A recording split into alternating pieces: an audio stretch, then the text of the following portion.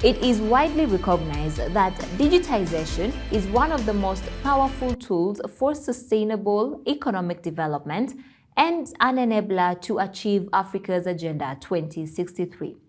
According to UNCTAD, presently, more than 80% of Africa's population has a mobile phone subscription. In several African countries, the digital economy is becoming one of the main drivers of growth, accounting for more than 5% of GDP. This is no different for Rwanda. Digital technologies, ICTs, and innovation have been, a central part of economic development for Rwanda. Our leadership decided several years ago that technology was going to be an enabler for all other sectors. So digitization is a reflection of that vision. All this wouldn't be possible if we didn't have good internet. So there's that. Security gets taken for granted in Rwanda. The fact that we can all operate in a free environment is also very critical. And then the other thing is this ecosystem that we have, because if it was just us and there are no companies and there's no thriving environment, I think that would be a challenge. So making sure that you have all these pillars. There's been investments in the education system. The government has invested a lot in connectivity. Citizens are also having access to devices. It's increasing. Many more households have a mobile phone. Many more households have a smartphone. And many more people are getting more and more digitally literate. And that's why we have to put some form of acceleration. With the exponential rise in technological advancement, the skill gap also widens. Rwanda's demand for technical expertise in engineering is high, mainly due to the country's push towards ICT excellence and goals of becoming a technology hub. Andela, a global technology company with presence in Nigeria, Kenya, Uganda, Ghana, and most recently Egypt, is equipping world-class engineering teams. Andela launched in 2014 in Nigeria, and our mission is to connect brilliance with opportunity. After that, there was expansion in Kenya, Uganda, Rwanda, eventually Ghana and Egypt. Fast forward to 2019 when it started in Rwanda.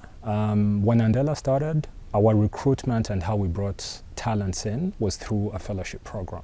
So a training program where we bring in aspiring technologists and then take them through a 9 months program, and then they were able to get placed within companies. However, as the market kept changing, there was a lot of demand for senior talents.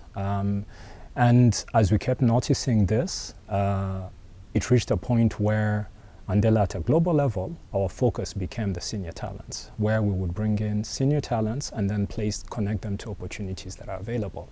However, in Rwanda, there was still demand for the junior talents. There was still demand to skill up the workforce. So we kept the training program in Rwanda intact. All of 2019, we brought in about 12 cohorts, trained about 130 people. In 2020 is when we restructured the program in Rwanda and our operations in Rwanda, where we became now remote first, meaning as opposed to the people coming in and being full-time employees of Andela as they did the program, they did it as a trainee. And then the other thing we did is the last 3 months of the program, what we call apprenticeship, we made it external, where we placed the engineers directly into companies. In 2020, due to the pandemic, Andela Rwanda undertook a massive shift to remote working. But according to Mike, the transition was seamless and their annual targets were maintained. Every year we target about 100 as a minimum. So to date, we've trained about 380. Out of those 380, the last survey that we did, about 70% of them are already employed with companies, local and international. In addition to that 380, we have about 140 who are currently in the program that will be finishing later this year. So in total, we'll have, over the last 5 years, we'll have trained about 500 plus, world-class engineers. And then we've also done other programs like what we call the Andela Learning Community, which we do in partnerships with different programs, boot camps and all that, where we've reached about 1,200. But those, we like to say that we've introduced them to technology because it's not in a very intense structured way as it is with the Andela Technical Leadership Program. So overall, about 380 to date, 70% of those being employed. About 30% of those are doing remote jobs. Some of them in European countries, some of them in other African countries, US, Asia. It's a world that has opened up to people that 5 years or 10 years back was not available, because today, as long as you have a laptop and an internet connection, you can be able to work from anywhere. Technological change has always been disruptive. The unprecedented speed of change is expected to bring more advancements in the next 10 years than in the last 250 years. We understand the gap this is creating in the job market. Me, I was looking for engineers mostly, right? But I think one of the challenges that I saw as an employer also is finding good talent. And good talent, we are not talking about the skill set. Most of them actually are brilliant enough. It's just that they don't have the experience and they don't get a good platform to actually learn from or the right mentors. So for engineering, the gap that we saw was most of them have a lot of theoretical knowledge from college, but they need to be able to actually work within like a proper engineering structure. So when we started with the early interns, the first wave, I think, was a group of 6 developers who we started with right out of, 2 of them were still in college, then 4 had finished. Wanted to look to see, is someone willing to put in the work? Because that's the most important thing. Engineering is like sports. You have to actually put in the work. It's not one of those things. You have to have the knowledge, yes, but you have to spend enough hours coding and failing to be able to learn. As of 2023, Andela has trained about 380 engineers. We spoke to some of the alumni to understand their experience. So I wanted to join Andela in 2018. After I just decided I wanted to do software engineering. I think at that time that's when they were starting to establish in Rwanda. My first attempt was late 2019, in September, I think.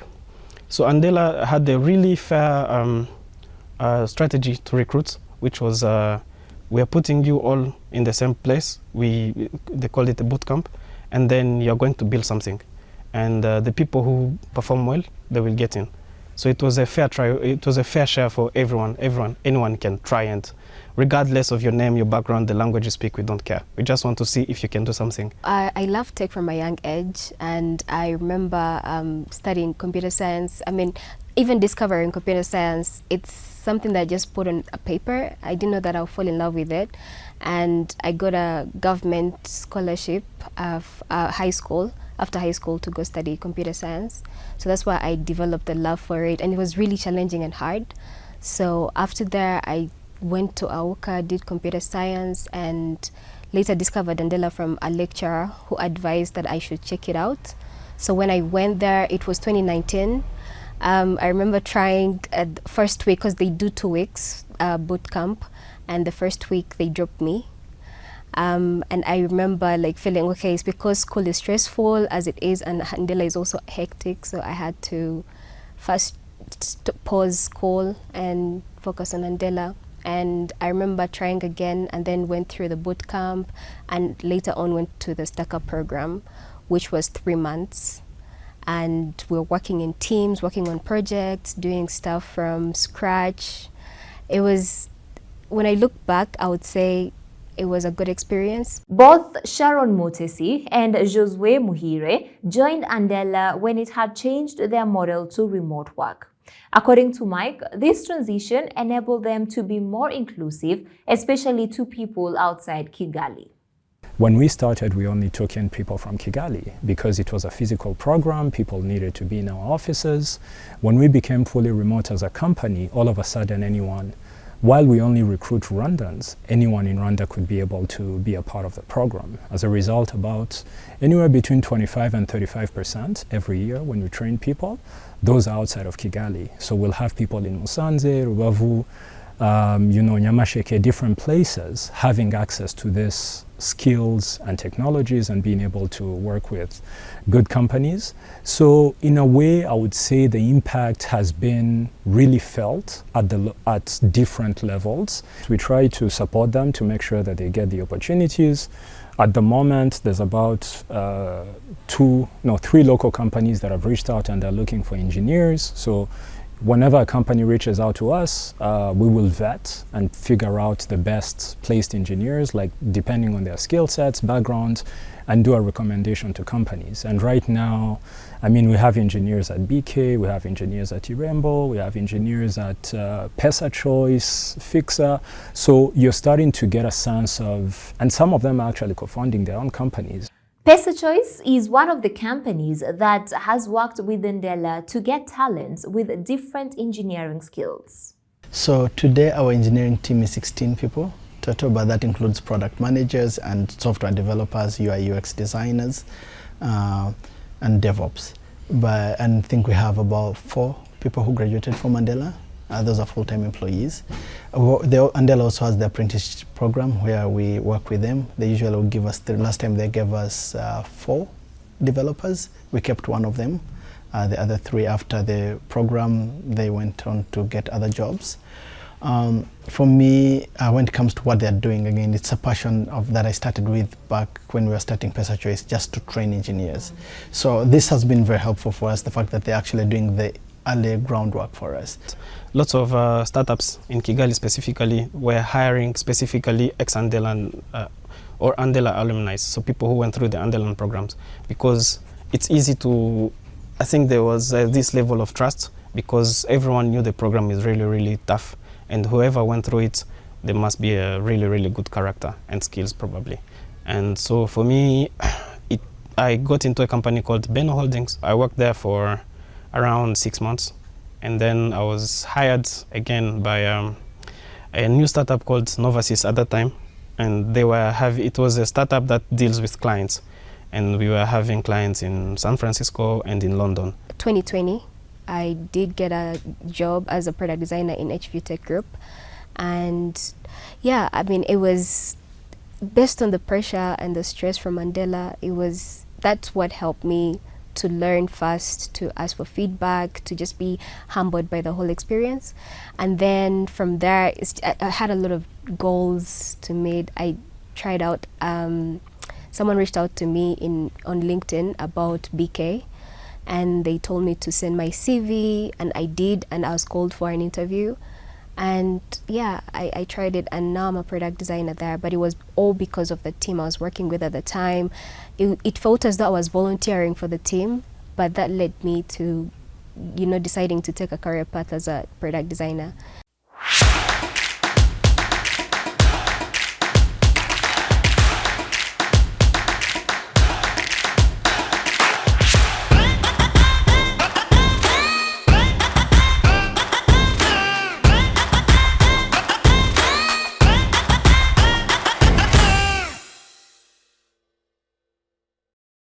Empowering and equipping the citizens with skills for the future is central to the government of Rwanda's plans.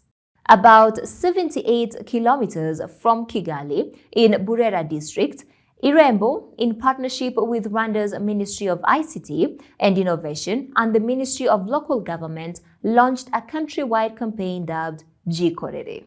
We are here in Burera district, specifically in Chanika sector, for a launch of a campaign dubbed Gikorere. This is a campaign that Irembo is leading in partnership with the Ministry of Local Government and the Ministry of ICT. This campaign is a part of our government ambition and strategy to make sure that service delivery is done digitally to improve the quality of services that are given to the citizens. And we appreciate Irembo taking the lead of actually coming here on the ground, creating the space for the citizens to come and experience access to service, but in this particular time with an emphasis of them being able to do it themselves. So we are here with different programs that are also supporting the skills development for the citizens, in particular the Digital Ambassadors Program.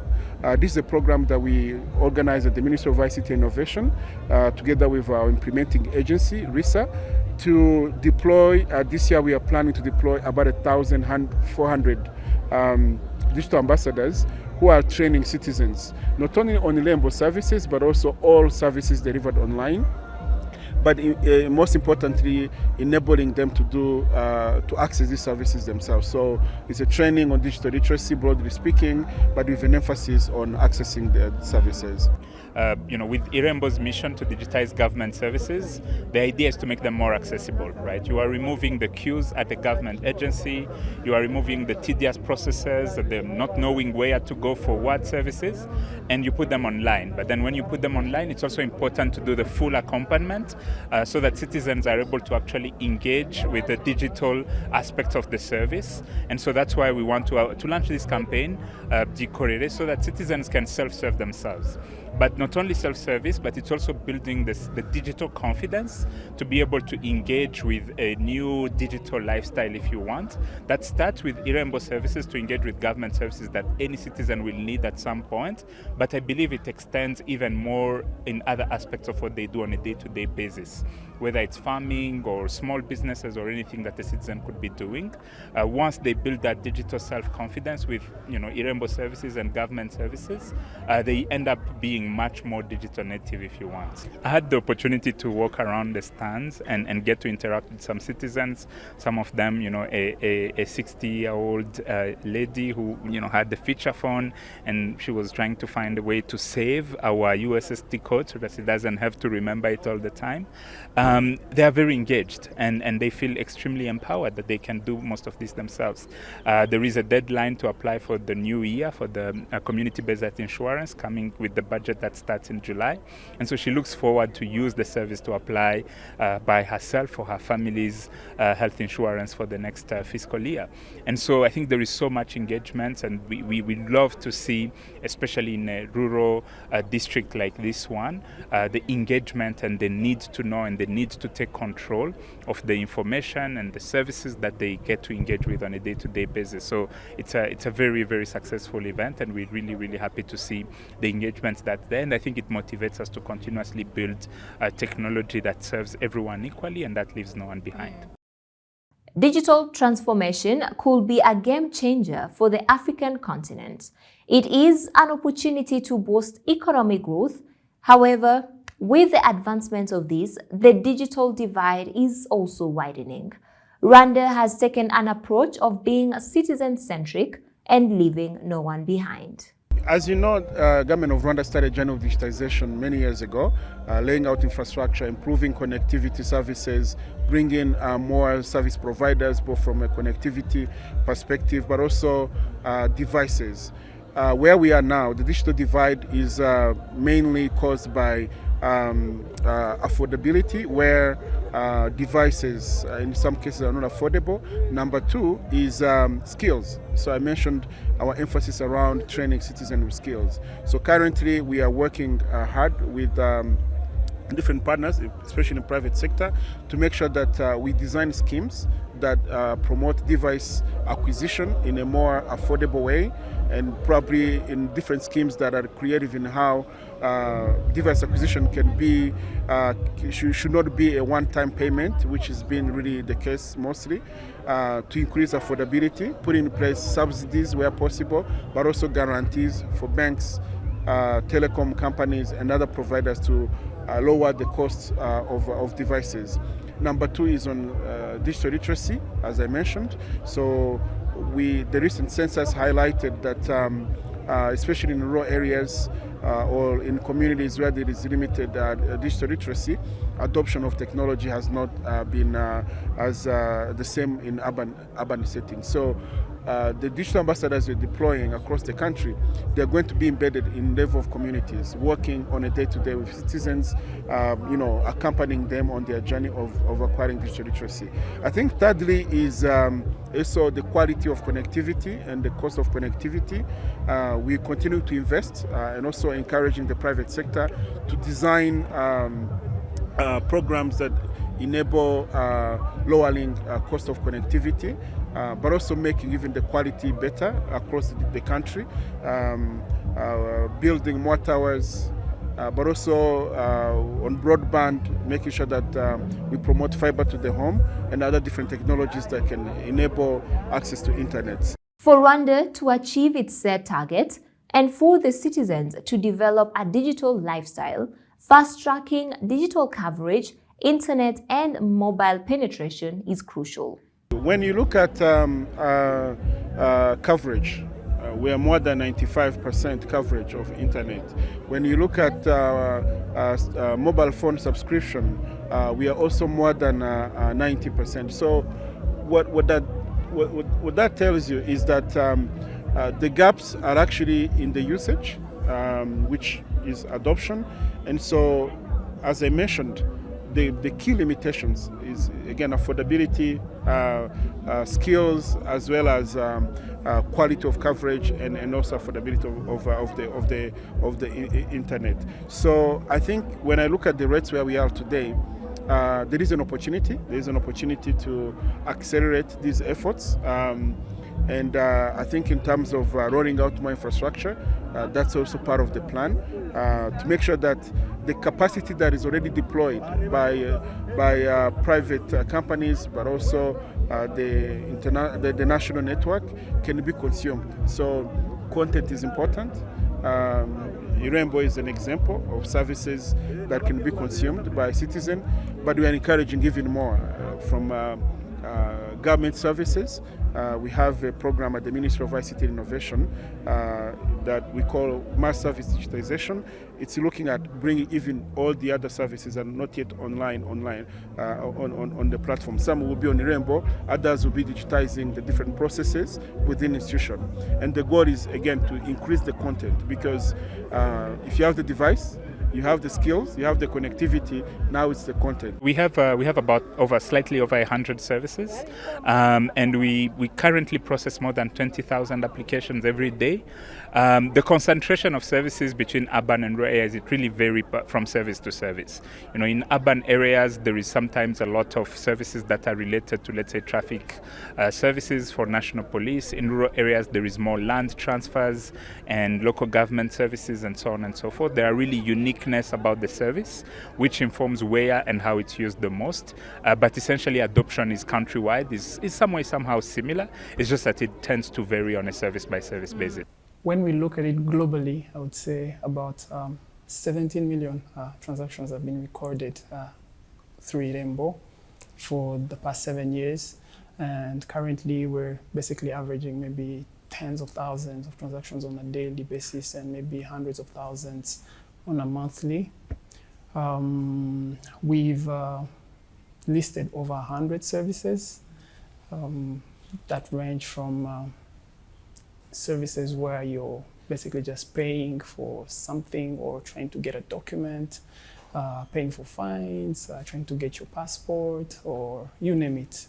Basically anything that is accessible through public service is currently on Irembo, and there's still more to digitize even. The more we add more services, the more the service change people how engage with a particular service, the more services we continuously add over time. So and the more we also build our applications and our systems to withhold and handle a lot more traffic. Sometimes it's also people, the way when you digitize services, there is an aspect of engagement that you completely cannot control, but that is a tremendous to see in some ways. And so we have to be able to build our technology to withstand any form of traffic that can come on our platform. According to the United Nations e-government survey, Rwanda, for the first time, was recognized as a country with a high level of e-governance in 2022. Irembo has become a one-stop center for most government products, earning the government billions worth of revenues from this online portal. One of the value that we create for government is not only digitizing the services, but it's also make it very seamlessly both for the citizen to pay in any way they want and the government to have a much more seamless way to collect revenue for the services that government provides. And for citizen, it's I can pay with cash, I can pay with Momo, I can pay with a credit card or a debit card, I can pay with a bank transfer, whatever is easy. And for government, they can easily collect all the money that they need in a much more simple manner. And that's technology we've built as well to support that.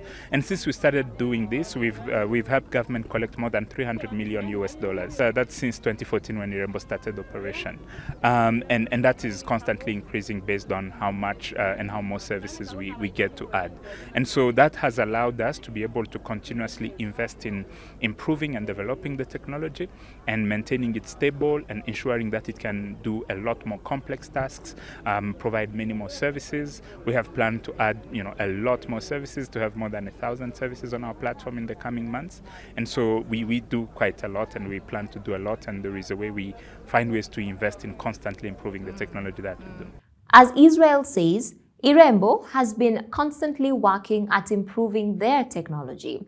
In Rwanda, digital services have become central to our way of life. And as the need for availability and dependency to online services grows, the protection of personal data is a requirement. I believe we are a custodian of data privacy and protection in many ways because of how much we deal with. And that's also part of this campaign, right? When you are engaging in a digital lifestyle, that means you are submitting your ID information, your mobile phone information. That means you are probably giving documents to an agent to support you or something like that.